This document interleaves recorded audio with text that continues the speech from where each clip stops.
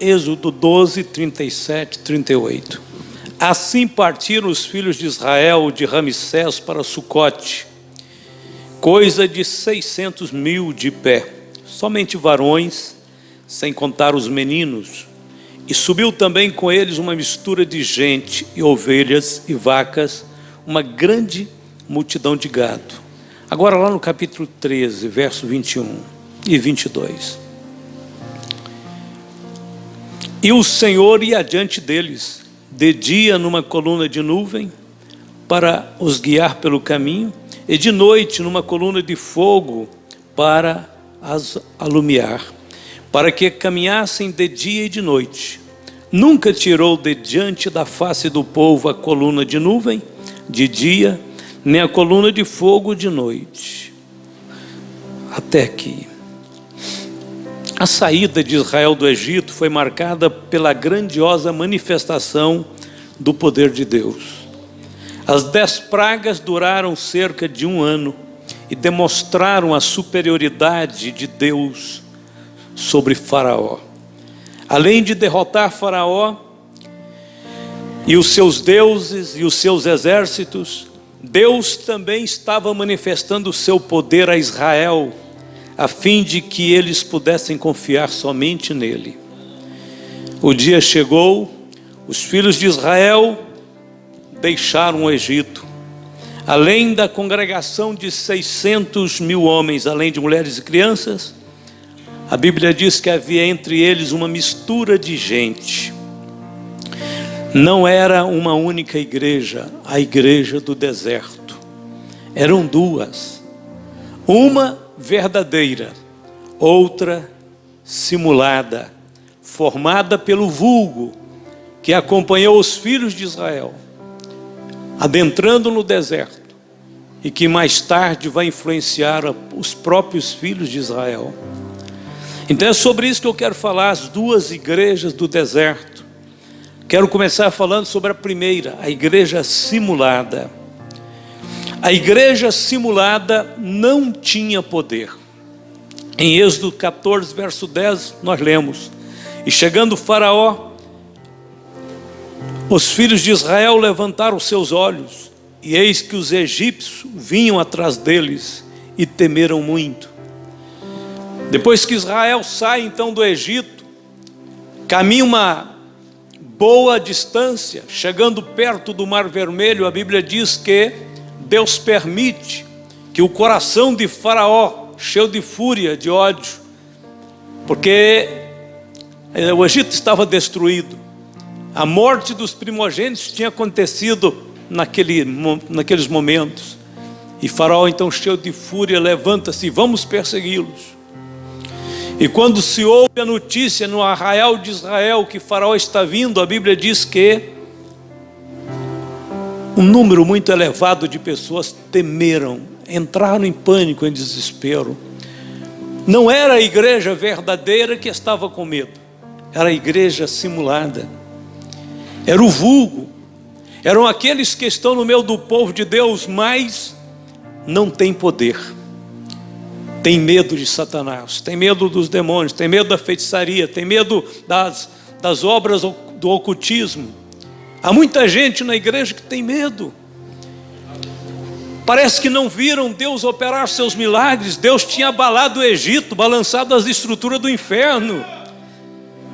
Quem é que estava vindo contra eles? O Faraó, que Deus tinha esfregado o nariz dele 10 vezes no chão. Por que ficar com medo de um inimigo vencido? Por que ficar com medo do inimigo que já foi derrotado? Está na hora, irmãos, nós nos armarmos da fé verdadeira, porque o inimigo derrotado vai tentar dizer que ele está vivo, que ele está de pé, mas não está, ele já foi derrotado, ele está morto, ele já foi pisado pelo Senhor Jesus. Mas a igreja simulada fica trêmula com medo, e às vezes acaba até mesmo influenciando a igreja verdadeira, alguns da igreja verdadeira. A notícia da vinda de Faraó fez o povo, o vulgo, tremer. Eles estavam com medo de um inimigo que Deus já havia derrotado. Duas coisas fazem o crente fazem a igreja perder o poder. A primeira coisa, falta de fé. A Bíblia diz que pela fé venceram reinos, mas este povo estava sendo consumido pelo medo. O Senhor não quer que nenhum de seus filhos tenha medo nessa caminhada, nesta vida, nesta batalha, nesta lida. Porque Deus não nos deu o espírito de medo, mas de fortaleza, de amor e de moderação. Somos chamados crentes porque confiamos no poder de Deus.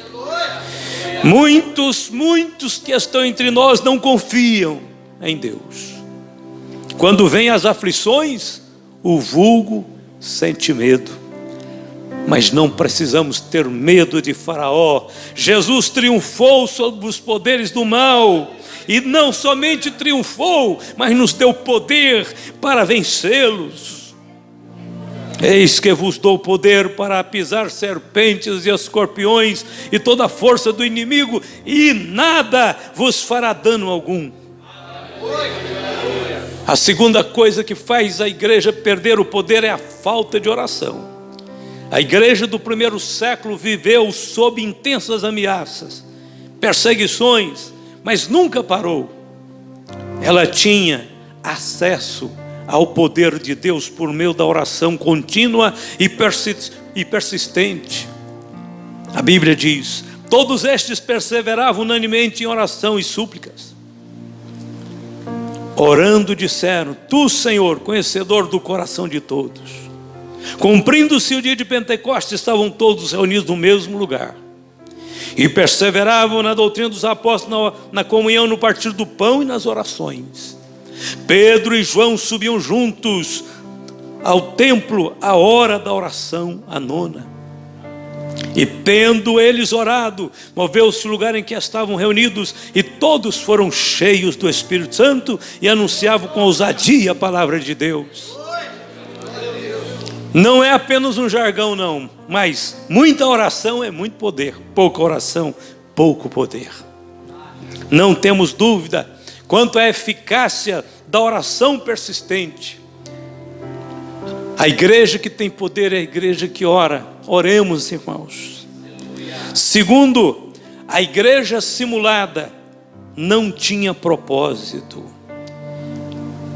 Êxodo 14, verso 11 e 12 diz: E disseram a Moisés: Não havia sepulcros no Egito para nos tirares de lá, para que morramos neste deserto? Por que nos fizeste isto? Que nos tens tirado do Egito?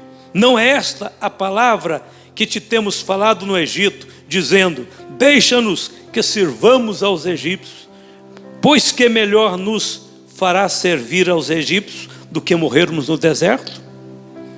Irmãos, Deus havia escolhido Israel para um grande propósito, um poderoso propósito. Mas aqui está um povo que prefere servir aos egípcios. Que coisa horrível, que coisa triste. Cadê a igreja com propósito? A igreja com propósito morre pela sua fé. Ela não se compromete, ela não se vende, ela não cede, ela não desce, porque ela está na mão do Todo-Poderoso. Porque alguns começam a seguir a Cristo e depois desistem. O apóstolo João escreveu: saíram de nós, mas não eram de nós, porque se fossem de nós, ficariam conosco. Mas isto é para que se manifestasse que não são todos de nós. 1 João 2, verso 19. Paulo disse: e até importa que haja entre vós heresias, para que os que são sinceros se manifestem entre vós. 1 Coríntios 11, 19. Mas vamos deixar a igreja simulada de lado. Vamos dar uma olhada na igreja verdadeira. Moisés, porém, disse ao povo: não temais, estais quietos e vede o livramento do Senhor, que hoje vos fará, porque os egípcios que hoje vistes, nunca mais vereis para sempre. O Senhor pelejará por vós, e vós calareis. A igreja verdadeira tem uma mensagem. A igreja verdadeira tem líderes. A igreja verdadeira tem virtude. A igreja verdadeira é aquela que primeiramente vê aquele que é invisível. Moisés desafiou o povo a ver aquele que é invisível. Moisés disse: vede o que, Moisés? Vede o que é invisível, porque as coisas visíveis são perecíveis, mas as invisíveis são eternas. Vede. Pela fé deixou o Egito, não temendo a ira do rei, porque ficou firme como vendo o invisível. Desde o começo, Moisés exercitou a fé perfeita em Deus.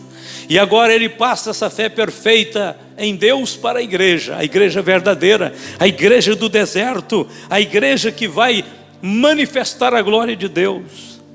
A igreja verdadeira crê que Deus existe e que é galardoador dos que o buscam, não atentando nós nas coisas que se veem, mas nas que se não veem, porque as que se veem são temporais e as que se não veem são eternas. Mas o justo viverá da fé. E se ele recuar, a minha alma não tem prazer nele. Nós, porém, não somos daqueles que se retiram para a perdição, mas daqueles que creem para a conservação da alma. Então, primeiro, a igreja verdadeira é aquela que vê aquele que é invisível. Segundo, a igreja verdadeira é aquela que marcha em direção ao livramento. Dize aos filhos de Israel que marchem, e tu levanta a tua vara, estende a tua mão sobre o mar e fende-o, para que os filhos de Israel passem pelo meio do mar em seco. O cativeiro havia terminado. Deus estava anunciando uma nova vida para o seu povo, mas eles tinham que marchar em direção ao livramento. Se queremos experimentar o livramento, temos que caminhar em direção à cruz. Assim também vós considerai-vos como mortos para o pecado, mas vivos para Deus em Cristo Jesus nosso Senhor. O maior desafio hoje para a igreja é crer no arrebatamento, pois muitos estão negando este grandioso evento. Pedro disse: vós, portanto, amados, sabendo isto de antemão, guardai-vos de que pelo engano dos homens abomináveis sejais juntamente arrebatados e descaiais da vossa firmeza. Por outro lado, a Bíblia e os profetas do Senhor diz: sede, pois, irmãos, pacientes até a vinda do Senhor. Eis que o lavrador espera o precioso fruto da terra, aguardando com paciência, até que receba a chuva temporã e seródia. Sede vós também pacientes, fortalecei o vosso coração, porque já a vinda do Senhor está próxima. Maranata, ora vem, Senhor Jesus. Quando os céticos estão dizendo ele não volta, a igreja está com seus olhos fitos no céu, porque o Senhor descerá do céu com alarido, voz de arcanjo e trombeta de Deus. Os que morreram em Cristo ressuscitarão primeiro, e depois nós, os vivos, seremos arrebatados e estaremos com o Senhor para sempre. E terceiro, a igreja verdadeira crê em milagres e vive o sobrenatural de Deus. E tu levanta a tua vara, estende a tua mão sobre o mar e fende-o, para que os filhos de Israel passem pelo meio do mar em seco. Deus havia escolhido aquela geração para experimentar uma grande explosão de milagres. Olha o que Israel tinha. Israel tinha a nuvem da glória de Deus. Israel tinha a coluna de fogo. Israel tinha o pão que descia do céu. Israel tinha a rocha que manava água. E outros centenas de sinais que seguiam o povo pelo deserto por 40 anos. Preste atenção, é isso mesmo que eu estou dizendo. Estes sinais que Deus deu para Israel não era para um dia, não. A Bíblia diz que a água, a pedra que manava água, seguia o povo pelo deserto. Eles tinham todos os dias a pedra que manava água por 40 anos. E aquela pedra que manava água não era uma pedrinha não, era uma rocha do tamanho dessa igreja. Como é que aquela pedra seguia a congregação de Israel? Milagres. Milagres estão seguindo o povo de Deus todos os dias. O pão descia do céu, a água manava da rocha, e a nuvem cobriu o arraial dos santos. Quando a noite vinha, a nuvem transformava na coluna de fogo. Por quanto tempo, pastor? Uma semana, um mês? Não, por 40 anos. Por 40 anos. O que é que a igreja de hoje tem? A igreja de hoje tem a cura divina, tem o batismo no Espírito Santo, a promessa da sua vinda, a ressurreição dos mortos, a promessa de novos céus e nova terra, a promessa da cidade celestial. Isso nos segue, isto caminha conosco na nossa caminhada, na nossa trajetória. Nós vamos parar por aqui, encerrando com as seguintes palavras. As duas igrejas bem ilustram a situação espiritual dos últimos dias. Jesus falou de 2 filhos, 2 servos, 2 grupos de noivas que vão ao encontro do noivo. Essa dualidade também se acha ilustrada no ensino dos 2 caminhos. Se queremos reafirmar a nossa eleição em Cristo Jesus, temos que nos manter firmes nesses últimos dias. Paulo escreveu para a igreja,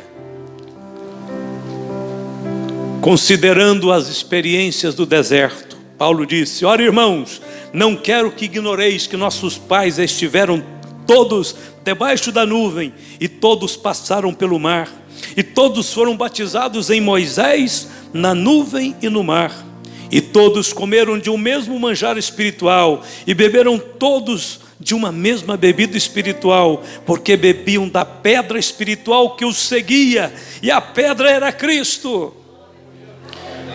Mas Deus não se agradou da maior parte deles, pelos que foram prostrados no deserto, e essas coisas foram nos feitas em figura, para que não cobicemos as coisas más como eles cobiçaram.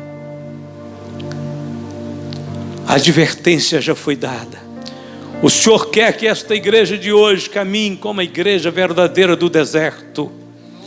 Aquela igreja que tinha os sinais, as maravilhas e cria no poder de Deus.